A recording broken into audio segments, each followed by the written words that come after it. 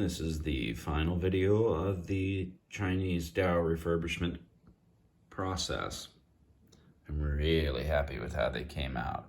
The brass shined up beautifully. I love the woodwork and they feel great in the hand. It's a really weird way to make a handle because when you hold one sword, it has to feel a little bit smaller than it would a normal handle. And when you hold two, it has to feel a little bit bigger than two. So that messed with my brain amongst many other parts. I did not do a before and after initially, or a before picture. And so I wanted to show what changes I made. First and foremost, you can see in my little drawing here how the end cup extends past. Well, this handle stopped short and the metal end cup, this piece, rested on just that little edge. So what I did is I made a tenon in the rosewood handle that runs all the way to the end to give it maximum structure.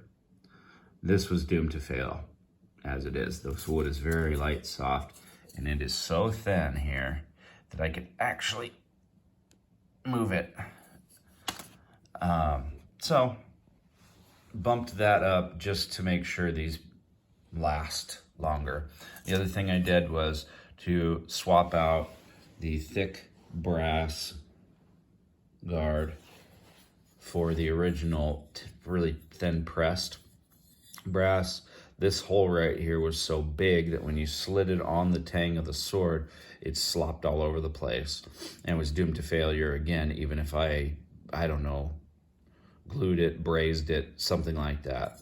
The other part of this is that this open edge would ride against the brass on the case and it mashed it all up and it had a lot of sharp edges on it. So after I built the swords with the new piece, I took and pounded this whole edge down so that it sits flat, so the swords will sit flat against it when it's closed. Yeah, let's see. That's the major part of it. I polished up the brass. It was getting pretty late last night, so I didn't polish it to the degree I might normally. I made this little red cord last night as well. And I couldn't be happier with the design. They're pretty tight fitting in, but I think I'm gonna leave it that way because I think after 10 or 20 times putting them away, they're gonna loosen right up. So I don't know if I can do this with one hand. There it goes. Not such a bad fit. And I went ahead and cleaned up the blades, got all the rust off of them, cleaned up the fullers, and couldn't be happier. So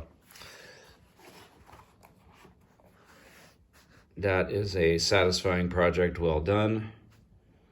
It'll be the last of my labor of love projects for the summer.